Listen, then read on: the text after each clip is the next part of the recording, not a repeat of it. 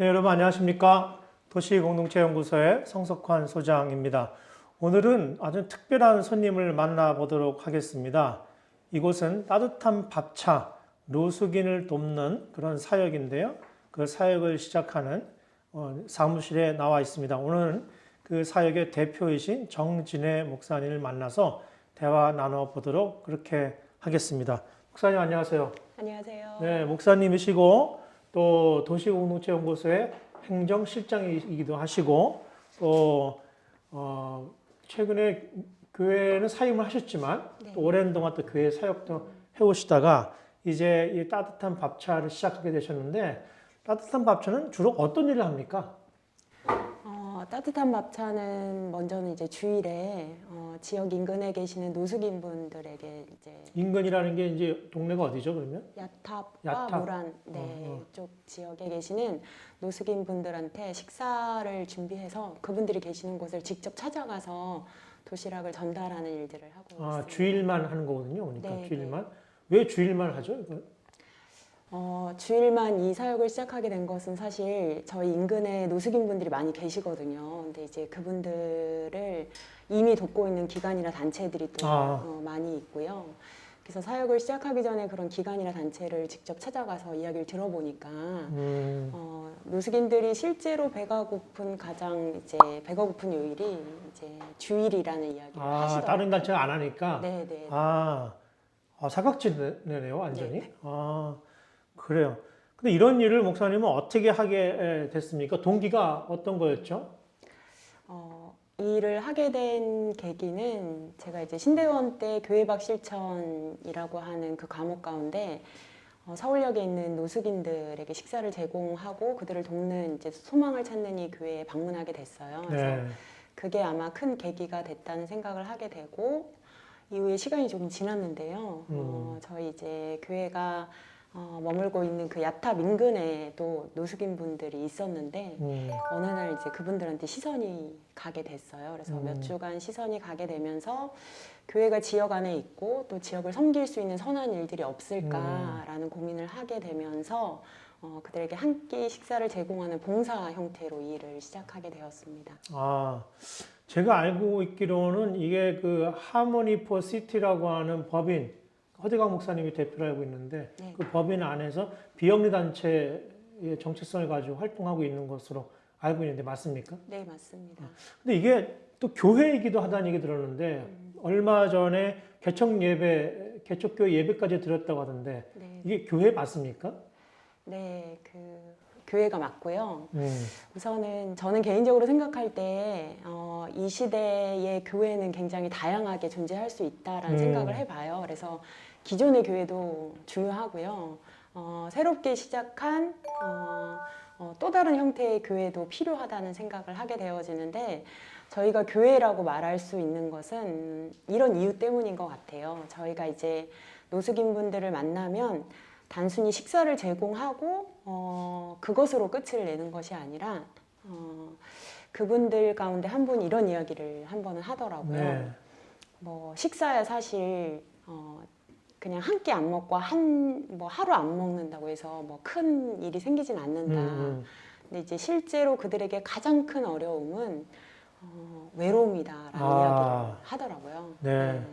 그래서 뭐 그들도 사람을 피하기도 하지만 또 사람들이 그들을 피하게 되어지는 조금 무서워하기도 하고. 네, 그렇죠. 맞아요. 네, 그런 상황들에 놓여져 있어서 저희가 이 사역을 시작할 때 그렇기 때문에 도시락을 준비를 하고 이분들이 계시는 곳을 직접 찾아가서 관계를 좀 맺어야겠다. 그리고 사실 그분들하고 관계 맺는 첫 단추가 저희를 먼저 소개하는 거였어요.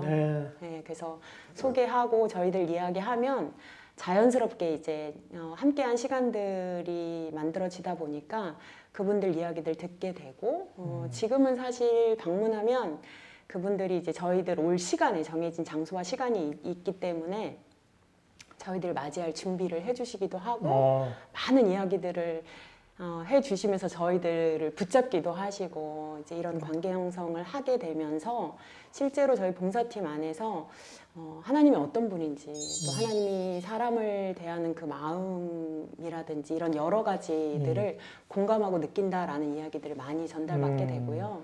사역을 마치고 또 다 돌아오면 이제 실제로 각각에 흩어져서 이루어졌던 그 지역과 그 사람들 안에서의 기쁘고 감사한 고백들을 정말 많이 해요. 네, 아주 뭐 듣기만 해도 이제 은혜로운 사역들이 전개되고 있는 것 같은데 많은 분들이 좀 도움을 초반부터 주셨다고 얘기를 들었어요. 특별히 잘 알지 못했던 어떤 특정 교회가 큰 어떤 후원을 하셨다 이런 얘기를 전해 들었는데 교회 이름은 안 밝히더라도 어떤 일이 있었던 거죠?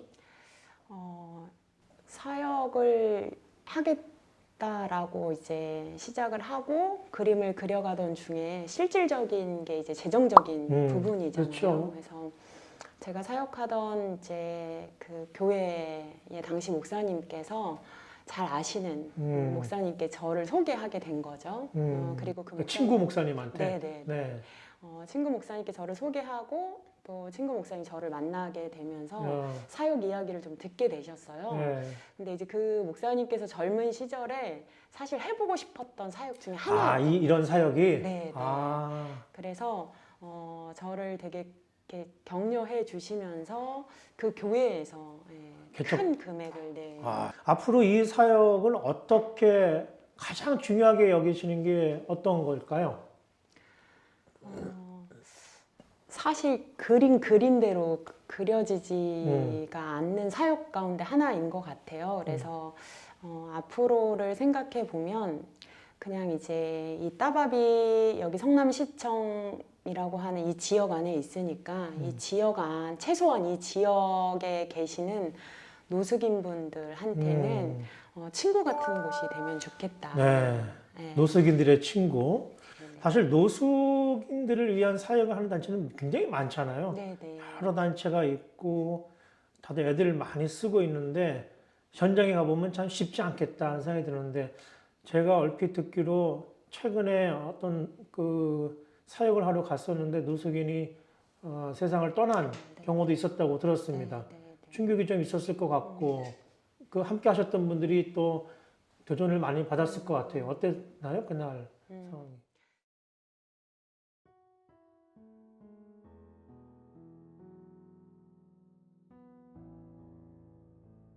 사역을 하면서 제일 기억에 남는 사건은 저희가 사역을 나갔는데 야탐역 광장에 아버님이 누워 계셨어요. 근데 가까이 가서 보니까 피를 흘리고 계셨던 거죠. 그래서 저희 봉사 팀원들이 119에 신고를 해서 아버님 모시고 이제 병원에 다녀온 사건이 있었는데 그 이후로 이제 봉사 팀원들이 염려가 돼서 매일같이 아버님을 찾아갔어요. 가서 이제 죽도 사다 드리고 또 상처난 부위는 어떤지 상황은 어떤지 이런 것들을 매일같이 우리 봉사 팀원들이 가서 아버님하고 이야기 나누면서 그런 시간들을 보내게 됐고 또 아버님이 밖에서 지내다 보니까 너무 추워서 텐트가 있으면 좋겠다. 그래서 우리 또 팀원들이 당근에서 텐트를 구입을 해서 텐트를 쳐서 또 아버님 거처도 옮겨드리고 이런 많은 사건들이 한 아버님과 있었거든요. 그런데 지난 12월 셋째 주 여러분들도 기억하실 텐데 혹독한 추위가 있었어요. 근데 저희가 그날도 사역을 위해서 텐트에 계신 아버님께 찾아갔는데 아버님의 이름을 크게 불러도 아버님이 대답이 없었어요. 그래서 텐트 문을 열어보니까 거기 이제 아버님이 이미 며칠 전에 돌아가신 상태로 누워 계셨습니다. 사실 그 사건이 우리 봉사 팀원들에게 굉장히 큰 충격이었는데요. 아버님이 개인적으로 살아계실 때 책을 굉장히 많이 읽고 이렇게 일기를 많이 열심히 쓰시던 분이셨는데 이제 그 일기 내용과 또 들려주셨던 아들 이야기를 통해서 이제 아들하고 이제 연락이 닿게 됐어요. 그래서 아드님이 깊은 고민이 있었지만 찾아와 주시고 저희가 알고 있는 아버님 이야기들도 아들에게 전달할 수 있었고 또 아버님이 일기장에 기록된 많은 이야기들을 아들이 직접 보게 됐어요. 그래서 가족들이 또 이제 고민하다가 사실 이런 경우에는 시신을 포기하는 경우가 많은데 가족 장례로 이제 치르게 됐어요. 장례가 다 치르고 나서 한 일주일 지나고 나서 아들과 또 그의 어린 자녀들이 있었는데 가족과 함께 저희 봉사팀원을 찾아오게 됐습니다. 찾아와서 아들이 이런 이야기를 하더라고요. 저희 또 아버지와 함께한 시간들 속에 큰 상처도 있었지만 좋은 기억들도 갖고 있었다. 그러면서 아버님이 노숙 생활하는데 본인들이 외면했는데 주변에 어떻게 이렇게 가족도 아닌 분들이 아버님을 챙겨주고 아버님께 사랑과 관심을 쏟을 수 있었는지 정말 너무 감사하다라는 이야기를 재차 반복을 하셨어요. 그러면서 저희가 그 일을 통해서 큰 충격과 아픔만으로 끝난 게 아니라 또 우리 안에 부어진 어떤 위로와 또 기쁨 또 이 사역이 한 개인이라고 생각을 했는데 또 더 나아가서 가정을 통한 또 어떤 그 일들의 확장이 일어날 수도 있겠다라는 소망을 품으면서 참 감사했던 일이 기억에 남습니다.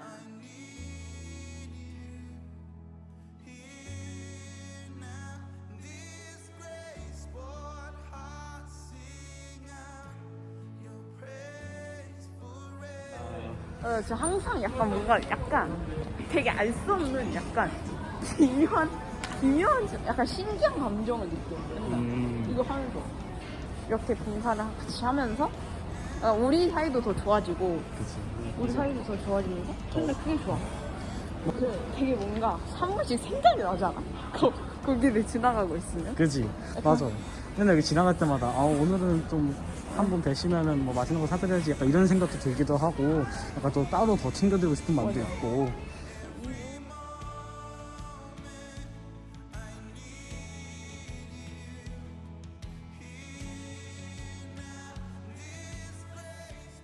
예, 앞으로 이 사역이 많은 도움의 손길도 필요하고 또 좋은 사람들이 많이 참여할 수 있는 사역이 되면 좋겠는데 후원하기 원하는 분들은 어떻게 하면 될까요? 저희 따밥은 1,004명의 천사 후원으로 운영이 됩니다. 그래서 이 사역에 관심을 가져주시고 또 마음이 동하시는 분들은 이제 계좌가 소개가 될 텐데요. 아래 계좌를 통해서 천사가 되어주시면 따밥이 더 또 열심히 힘있게 사역을 해나갈 수 있을 것 같습니다.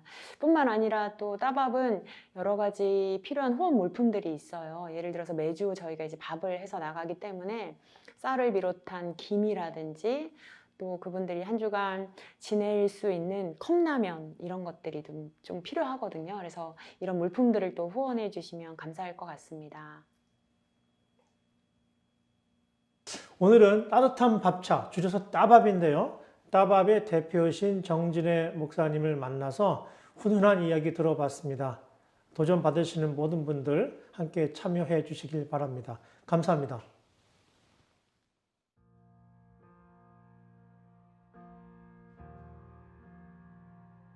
저는 이 사역을 하나님이 하셨다고 믿어요. 준비하고 진행되는 모든 과정 가운데 사실 저는 변덕쟁인데 좀 힘들고 어려우면 돌아설 가능성이 너무나 이제 큰 사람인데 하나님이 그런 딴 마음, 딴 생각 품지 못하도록 정말 일에 속도를 붙이셔서 진행을 하셨어요. 많은 사람들도 옆에 붙이셔서 그래서 하나님이 이 일을 하길 기뻐하시는구나 라는 생각을 하고 있고 앞으로도 또 하나님께서 이 일을 하게 하실 것이다. 그래서 저는 이제 그냥 그 일꾼으로서 하나님 앞서 행하실 때에 그 길을 쫓아갈 예정이고요. 사실 이 사역에 너무나 많은 분들이 관심과 사랑을 부어주셨어요. 그래서 이렇게 큰 사랑을 받아도 되나 할 만큼 제가 정말 감사하고 감격하는 시간들을 보냈는데요. 따밥을 위해서 후원과 또 사랑과 관심을 보내주신 많은 분들의 그 사랑의 빛을 가지고 더 성실하게 정직하게 이 사역을 감당해 가도록 하겠습니다. 진심으로 감사합니다.